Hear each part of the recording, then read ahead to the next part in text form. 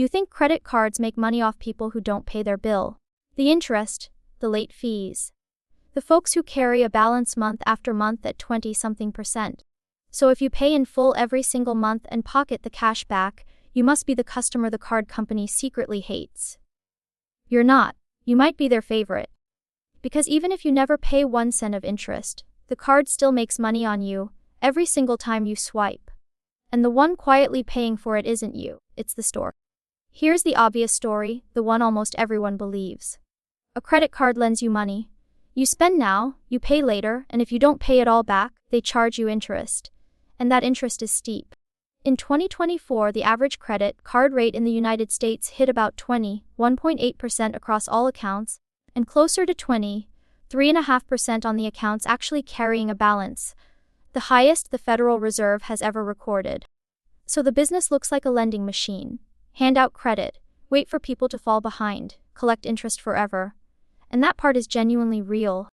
In 2022, U.S. consumers were charged about $105 billion in credit card interest, plus around $25 billion in fees, roughly $130 billion in a single year, a record at the time. By 2024, interest charges alone had climbed toward $160 billion. So the folk wisdom follows naturally. The card company wins when you're irresponsible, and loses when you're disciplined. Pay in full, grab the airline miles, and you're gaming them. That's the assumption nearly everyone carries around in their wallet.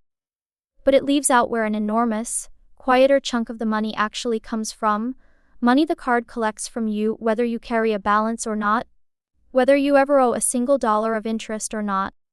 Here's where the money really comes from. Every time you swipe, the store does not get the full price you paid. A typical U.S. business keeps only about 97 to 98 cents on the dollar. The rest, very roughly 2 to 3%, is the fee for accepting that card, and the biggest slice of that fee has a name: interchange. Interchange is paid straight to the bank that issued your card, and on credit cards it runs around 1.8 to 2% of the purchase, sometimes more, with the reported industry average landing near 1.79%. The rest of that 2 to 3% is split between the network and the processor who move the transaction. But interchange is the big one, and it's the piece that flows to your bank. Now read the key part slowly. That fee is charged on the swipe itself. It doesn't matter whether you pay your bill in full or carry it for a year. It doesn't matter if you owe a penny of interest. The moment you tap that card, the store pays and your bank collects interchange. So the responsible customer who pays in full and never owes a cent. They're still generating revenue on every purchase automatically from the merchant side of the counter, and the scale is staggering. In 2023, the banks behind Visa and Mastercard credit cards collected about $72 billion in interchange fees in the United States alone. That same year, American merchants paid about $100.8 billion in total Visa and Mastercard credit card fees. The first time in history that number crossed $100 billion. Add debit cards into the picture, and total U.S. swipe fees came to roughly $172 billion for the year, with broader industry estimates running as high as $224 billion once you fold in every network and processing charge. Sit with that. $100 billion just on credit cards, just from Visa and Mastercard in one country in 1 year. That is not interest squeezed out of people in financial trouble. That is a small percentage skimmed off the top of ordinary, everyday spending: groceries, gas, coffee, a new pair of shoes, paid by the merchant on every transaction, for every customer, including the careful one who pays in full and feels like they're winning. Here's the part that makes it sting for the merchant. The store can't really opt out. Visa and Mastercard between them sit behind the large majority of U.S. credit cards, roughly 4 out of 5. And a shop that refuses them is turning away most of the spending power that walks through the door. So for the merchant it's close to a take it or leave it deal. Accept the cards, pay the fee on every swipe, and bake it into your prices. And here's the part that really pins the store in place. On a Visa or Mastercard credit card, the merchant doesn't even get to choose a cheaper route. The card runs on the one network printed on the front, at the rate that network sets, and there's no second rail to send it down. That's exactly what a proposed law, the Credit Card Competition Act, has tried to change by forcing big issuers to enable a second, non-Visa, non-Mastercard network so merchants could pick the cheaper path. As of now, that choice mostly doesn't exist.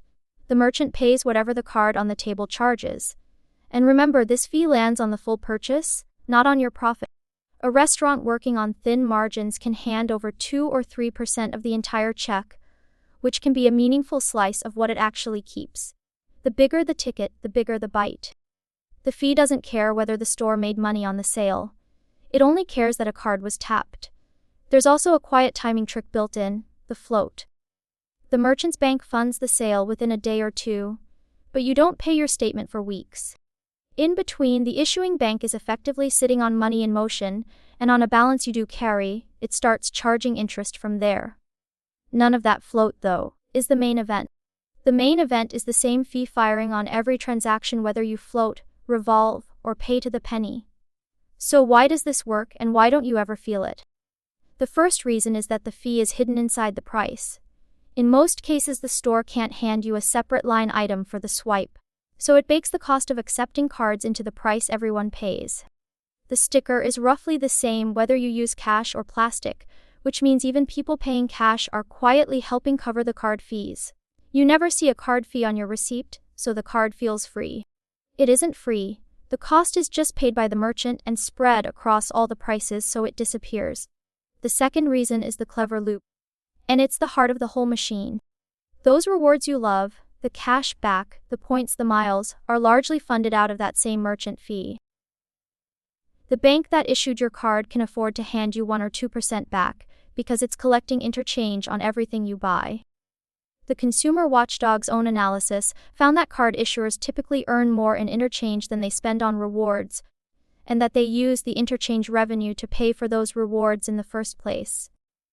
So the rewards aren't the card company being generous with its own money.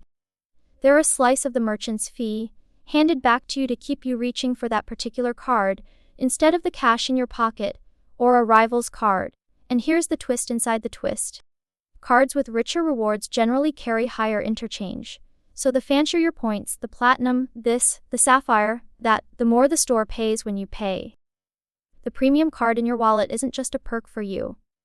It's a more expensive card for every merchant who accepts it. The reward and the fee are two ends of the same string. Now look at who's actually in the chain, because this is where it gets surprising. There's the network, Visa and Mastercard, running the rails between the store's bank and yours. Here's the strange part. They mostly don't lend you anything, and they don't set your interest rate. They don't even carry the risk if you default. The issuing bank does. The networks simply earn a small fee on the volume of payments crossing their system, and that volume is colossal. In its 2024 fiscal year, Visa processed about 234 billion transactions and reported net revenue around $35.9 billion. Mastercard ran about $9.8 trillion of purchases across its network and pulled in net revenue near $28.2 billion. Two companies, taking a tiny cut of a giant river of other people's spending, and barely touching a loan. And because they never lend and never eat a default, the networks keep an unusually large share of what they earn. They built the rails once, decades ago, and now every extra transaction costs them almost nothing to carry. So the more the world taps and swipes, the more pours through a system that's already paid for.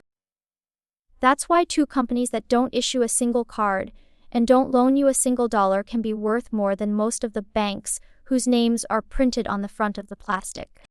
Then there's your issuing bank, sitting at the richest seat in the house. It earns interchange on every swipe. It earns interest if you carry a balance, and it earns fees, annual fees, late fees, and more. So the system has several different ways to get paid, and only one of them, the interest, actually depends on you being in debt. The other big one, interchange, fires on every transaction for every customer forever. About half of all U.S. card holders carry a balance and pay interest. The other half pay in full. The interest crowd is lucrative, yes, but the pay-in-full crowd is still very much a paying customer. They just pay through the store instead of through their statement. And here's the irony.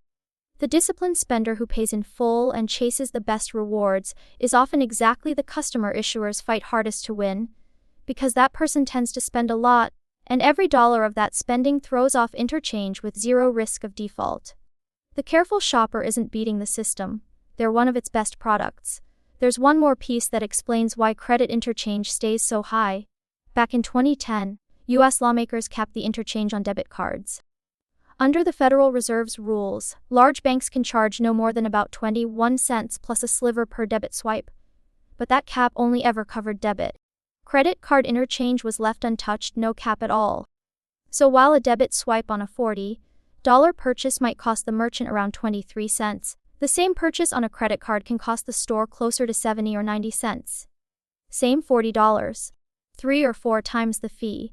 That gap is exactly why issuers love putting a rewards credit card in your hand, and why the merchant would quietly prefer you reached for debit or cash. So here's what a credit card really is. Not just a loan that profits when you slip. It's a toll booth on the act of buying. The store pays a small percentage every single time you swipe, whether you ever owe a dime of interest or not. The interest is real, and it's enormous. But it's the part you can see, the part you were taught to watch. The quieter, far more universal money is interchange, paid by the merchant, hidden inside the price, and recycled back into the rewards that keep you tapping the card instead of paying cash. The responsible customer and the irresponsible one are both feeding the same machine, just through different doors. And once you can see that shape, you start spotting it everywhere. A middleman that doesn't really sell you anything, taking a small cut of every transaction it sits between, a take rate on other people's commerce. The beautiful part of that business, if you own it, is that the cut costs almost nothing to collect, and the more money flows through, the richer you get. Without lending a dollar or stocking a shelf, the app store takes its cut, the delivery platform takes its cut, the ticket reseller takes its cut. The card network just happened to build the biggest toll booth of them all. Next time, a thing you use every single day that costs you nothing, because you were never the customer. You're the inventory. That's how free apps really make money. And the one paying still isn't you.